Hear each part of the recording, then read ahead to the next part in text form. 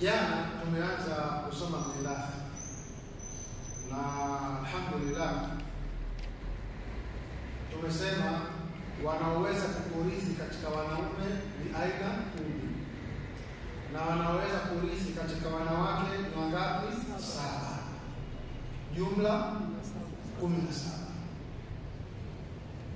Katika tuliotaja jana mjomba yupo, shangazi.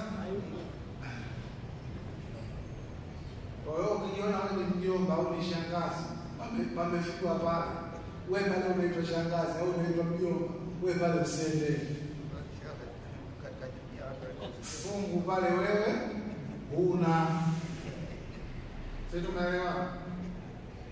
Kwa hiyo pale anayekwenda ni mtoto wa marehemu, sawa?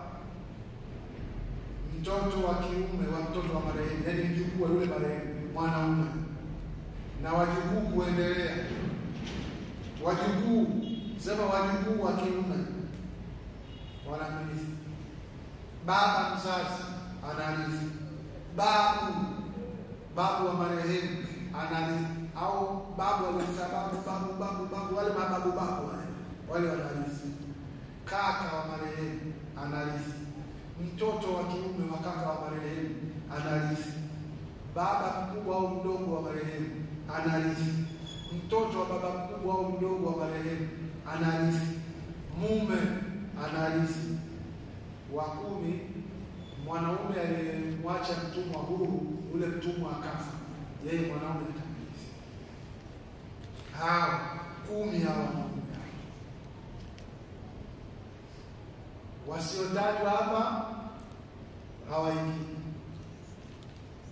Wanawake, binti wa marehemu, mabinti wa marehemu wanarithi. Mtoto wa kiume wa binti,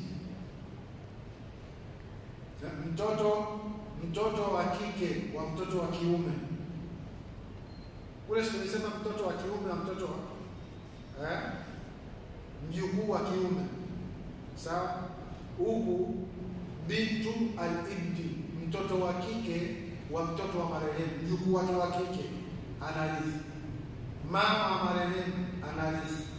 Bibi wa marehemu anarithi. Dada wa marehemu anarithi. Mke wa marehemu anarithi. Mwisho kabisa ni kama mwanamke huyu amenunua mtumwa akamwacha huru, ule mtumwa akafa, na yeye atafanya nini? Nje ya hapo hakuna. Sasa leo ni nasibu al-ibni au ibni. Leo tunaanza kuzungumzia fungu atakalopata mtoto wa kiume wa marehemu au mjukuu wa kiume wa marehemu.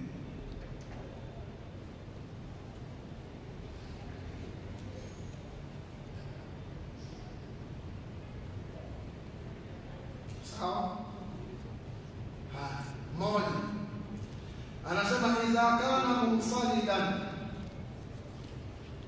mtoto wa marehemu akiwa yuko peke yake, yaani mtu amekufa ameacha mtoto wa kiume tu mmoja tu,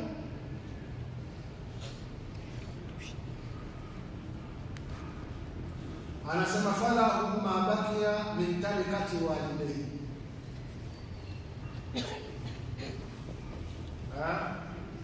Mtoto wa kiume akiwa yuko peke yake, hakuna babu, hakuna bibi, hakuna dada, hakuna kaka, hakuna nani,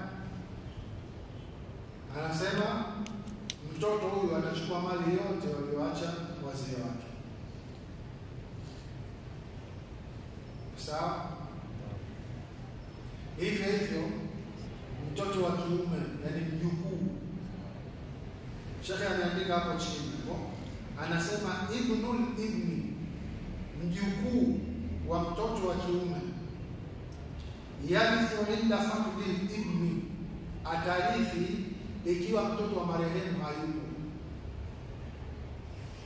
Yaani mjukuu wa marehemu wa kiume ataingia kwenye mirathi ikiwa huyu mjukuu baba yake hayupo.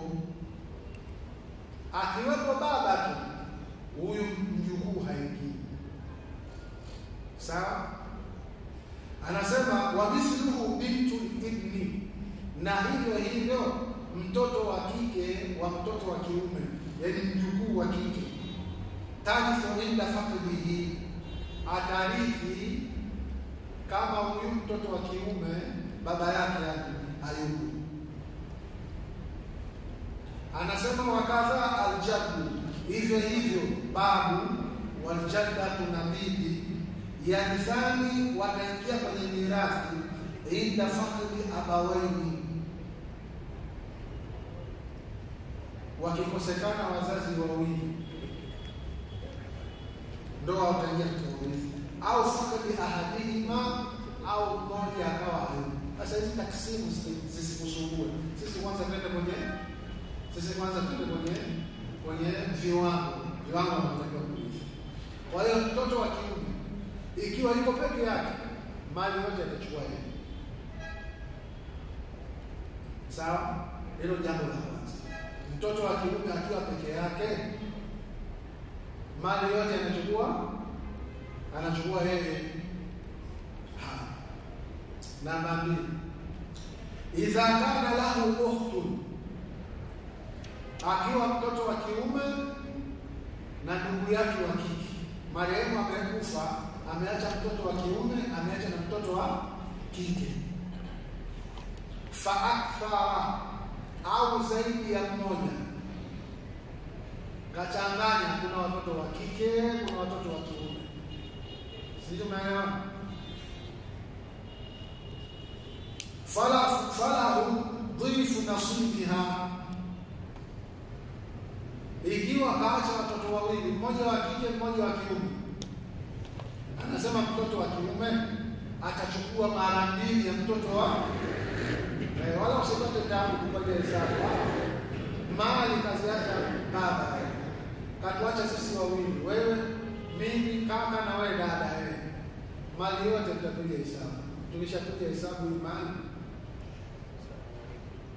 tutaingia mafungu machache. Mafungu mawili atachukua mtoto wa kiume, fungu moja atachukua mtoto wa,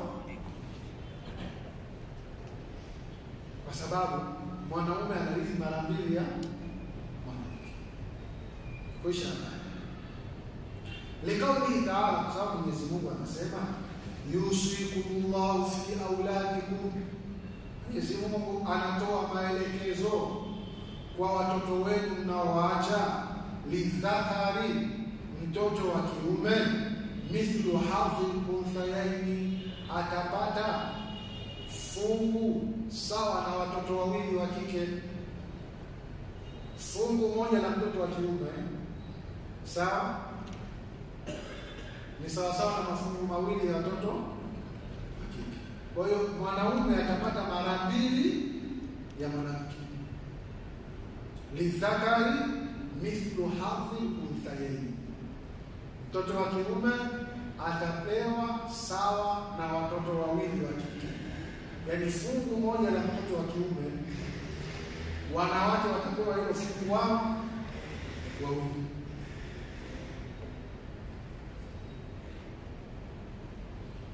Na uzuri wa mirathi, hakugawa Mtume sallallahu alaihi wasallam, kagawa yeye mwenyewe Allah. Hiyo nafasi ya kuwa hakutaka lawama kwa mke. Mimi mbona ukunipa 99.9, kagawa yeye mwenyewe. Baki asilimia ndogo sana. Sawa? Kwa hiyo mtoto wa kiume akiwa peke yake, mali yote anabeba.